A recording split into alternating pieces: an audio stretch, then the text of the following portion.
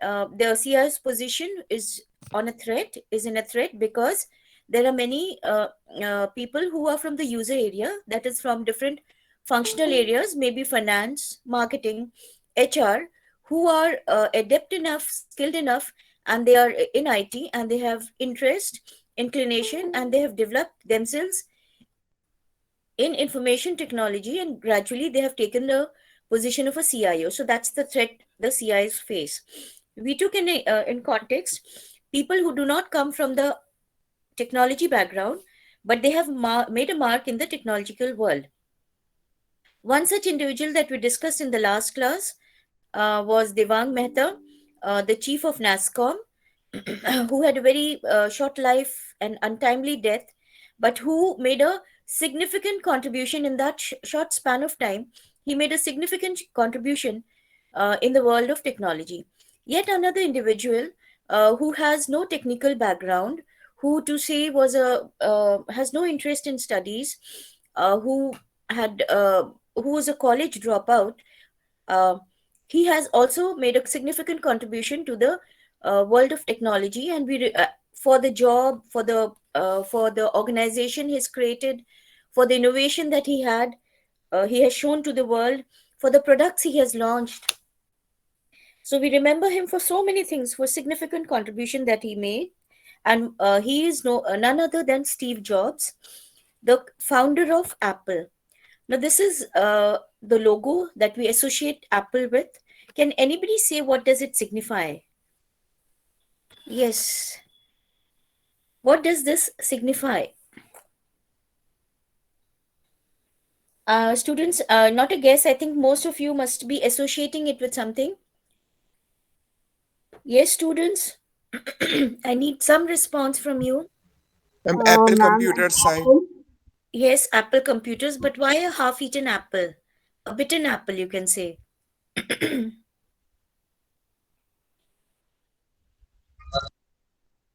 Ma'am, it might be the Adam's apple. Adam, yes. Can I know your name? Shashank Rahman. Ma'am, sorry. Tushant. Shanu Rahman. That is the generally what we associate it, but possibly this is a homage to Alan Turing, who was uh, Turing. He was a British computer pioneer who broke the German wartime codes and then committed suicide eating a cyanide-laced apple. So he bit into a cyanide-laced apple and he committed suicide that way. Possibly, there nobody knows why was this chosen as a logo, but possibly it's he wanted to give homage to somebody who was associated with the computer world.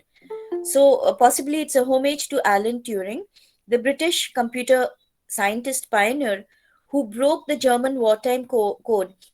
He is believed to have committed suicide by biting into a cyanide laced apple. So this is uh, uh, the possible explanation of why he chose this as a logo, because he wanted to attribute it to somebody associated with computers. So this we believe is the reason, and often quoted or misunderstood is the story of the Adam's apple.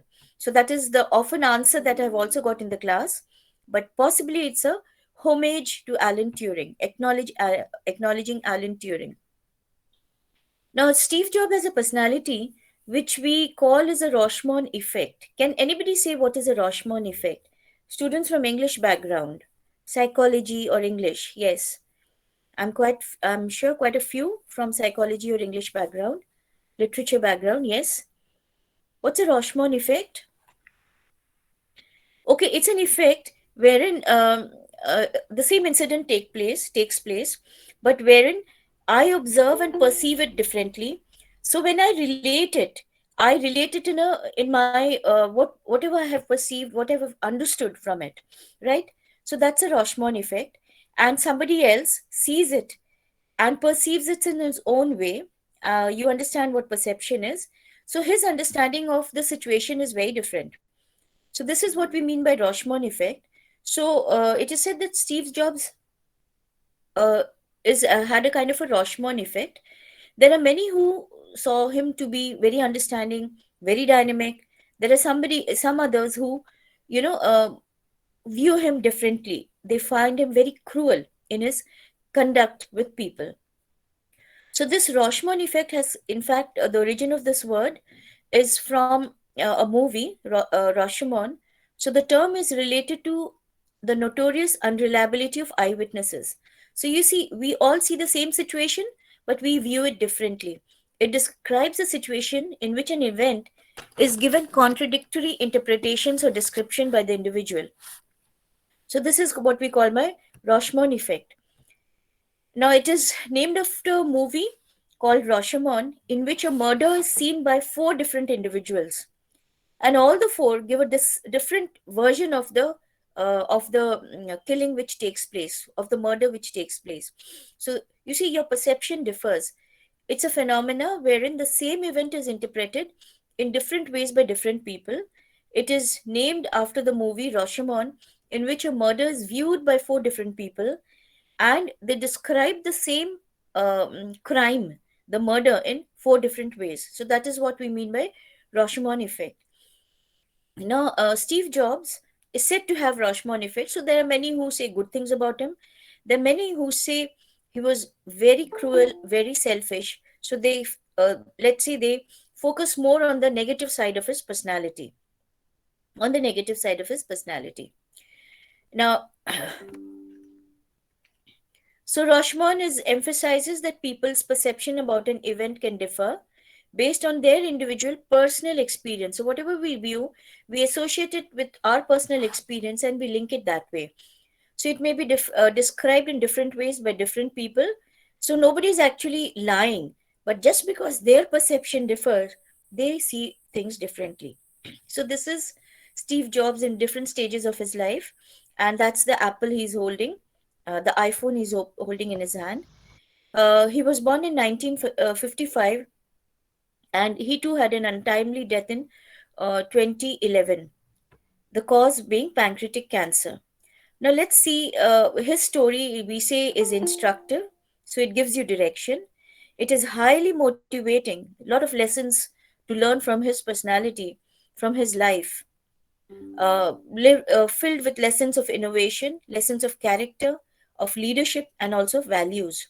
His story, therefore, we say is instructive, cautionary, filled with lessons of innovation, character, leadership, and values. He was born in 1955 to parents Paul and Clara, and who could not, and he was basically an adopted child. He could not accept the fact that his own biological parents disowned him. So therefore he had all in his personality, he always wanted to control. There was a certain independence because he was sort of an independent child, but then there was a always had an element of control, and that is seen in his own products. So his products are not compatible with others. You see, it has its own range. So that is the kind of control he wanted over people, over products, and everything he dealt with. So he could not accept the fact that he was disowned by his parents.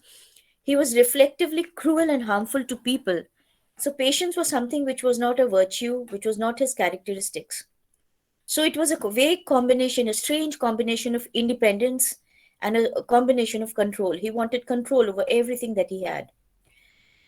Now, he co founded Apple Computers with his friend Stephen Wozniak in 1976.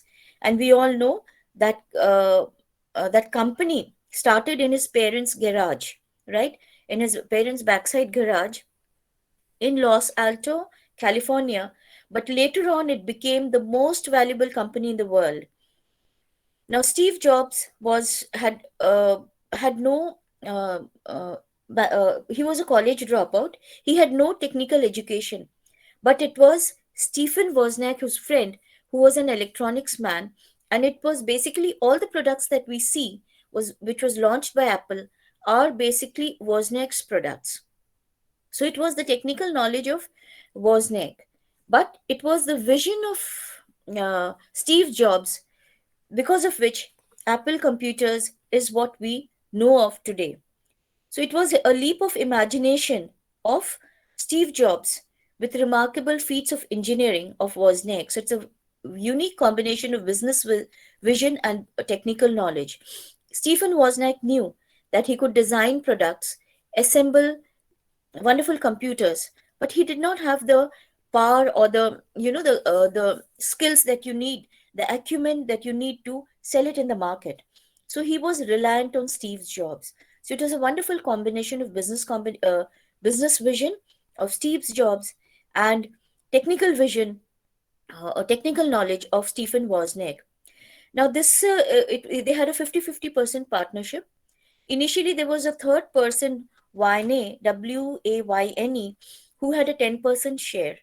But then he withdrew his shares and his commitment to the company because possibly he did not see that the companies will really grow by leaps and bounds. So initially, there were three partners to this company. There were three, but we always associated with two because the third friend, Wayne, who had a 10% contribution of capital, withdrew later on. So it's a 50-50% share finally of Wozniak and Steve Jobs. Now let's see his young age. uh, his parents wanted him to study. So when he was disowned by his own biological parents, she looked for a family who would give Steve Jobs a good upbringing and educate him. So she was very conscious of the fact that her son should be adopted by somebody who is highly educated and who would be in the capacity to educate her son. But then, so she was he was given to Clara and Paul, and his parents were very keen, therefore, because that was a promise that they made to Steve Jobs' biological parents that they will ensure that he studies. So his parents wanted him to study, and he had made a pledge when they adopted uh, that they would ensure that he studies. But Steve Jobs was a strange person. He did not want to go to any school, any proper school, not even Stanford, which could give him scholarship. And he was a very creative person. And he said, if I Stanford is a place where people are very sure of themselves, they know what they want to do. So they're not creative or they're not artistic by nature. So he refused to go to Stanford, and his parents would put pie and pie together to make him study. Instead, he chose to go to Reed's College, which was the most expensive college in the town and college in the town. So he chose even not to go to Stanford for the simple reason he said that people over there are very sure of themselves, they're very focused, they're not artistic, so they know what they want to do and they don't want to explore. So he refused to go to even to Stanford.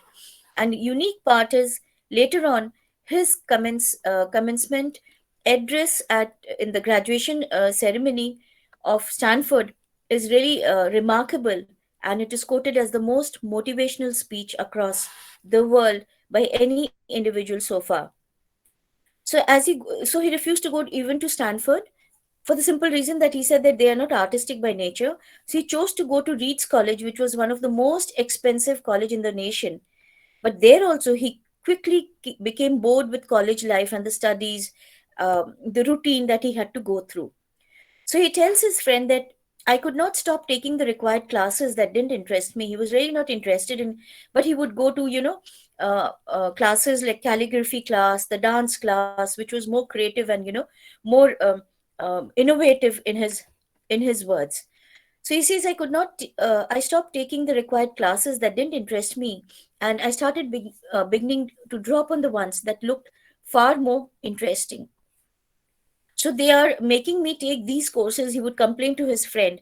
Therefore, he refused to go to the classes, and classes which interest him was dance class and calligraphy, which was, he was more interested in these areas. Calligraphy really fascinated him, and he says the serifs and the sans serifs. Serifs and the serifs are the strokes that you put to an alphabet, and the spaces between uh, letter. He was really fascinated. Like, look how well spaced they are, equal spaces they are. So calligraphy fascinated him. The serif and the sans serif, the varying amount of space between them, the proportionally spaced fonts, all these kinds of things fascinated him. And he took a keen interest to see how, in fact, they created this sans serif and serifs. So a serif is basically a decorative stroke that finishes off the end of a letter, the stem of the letter, like in an F or a T, and it is often also called the feet of the letter. So this is what a serif is. See, this is a plain F. This is how you make a decorative F. This is a plain T and a decorative T. So this is how you try to the you can see in the A's and the F's. So these are the serif and the sans serifs. Like he was fascinated by these. He look at the spacing between letters. Look at the way they have created strokes on these letters. So these are the aspects which fascinated him. So he started going to calligraphy classes. Serif, therefore, is a font that has serifs, while a sans serif is the font that does not have a that stroke. These had no practical application in life then, but it fascinated him. Later, he used this knowledge in the design of the Macintosh. The proportionally spaced fonts between each letter, he had no knowledge that how he is going to use his knowledge of serif and sans serif. So we draw from him that no knowledge, students, that you go through is ever a waste. You never know how you will utilize that knowledge in the future. So when he says it, we can connect the dots backwards. You don't know how this knowledge, he would use it after years. He used it when he designed the Macintosh. So he told Wozniak, this is how I want to be. There should be equal spaces between them. This is how he wants the. So he says that no knowledge is absolute waste. If you look backward, you will be able to see how that knowledge helped you in your future endeavor. So he used this knowledge of serif fonts, etc., in his design of the Macintosh. And so often he says, you can never connect the dots forward. You will always connect it backwards. So whatever you learned, whatever happened in the past, you'll be able to relate it. Why that experience, you will be able to use it in the future period. So he was a college dropout. He dropped out of Even Reed's college. He felt that my parents are putting pie and pie together to educate me, and here I am wasting my time. So here I am really not utilizing their money. So he dropped out of college, took up a job at Atari as a technician, only for $5 an hour.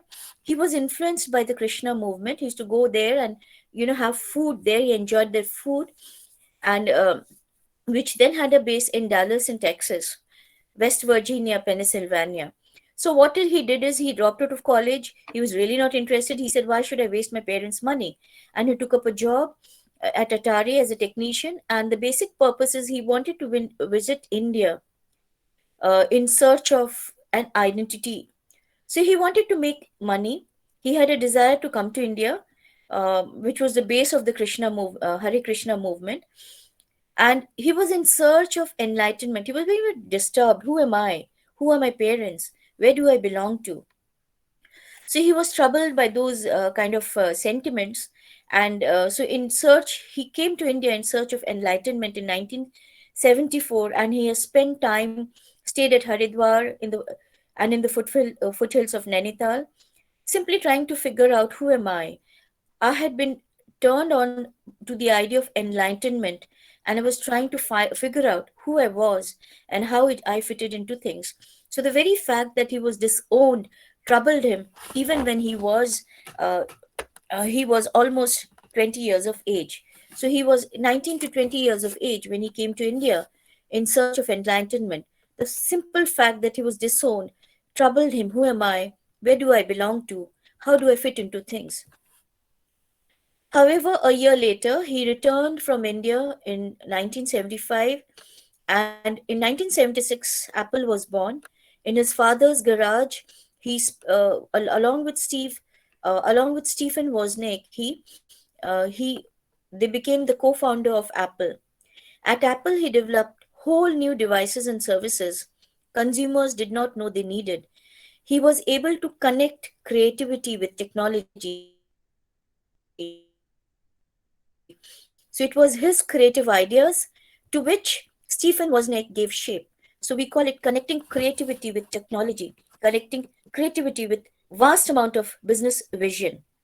So he did not believe in market research, and he gave products which consumers did not know they can even have. So every other company invests in market research to find out from the consumers what they want. But he believed that consumers do not know what they want, because customers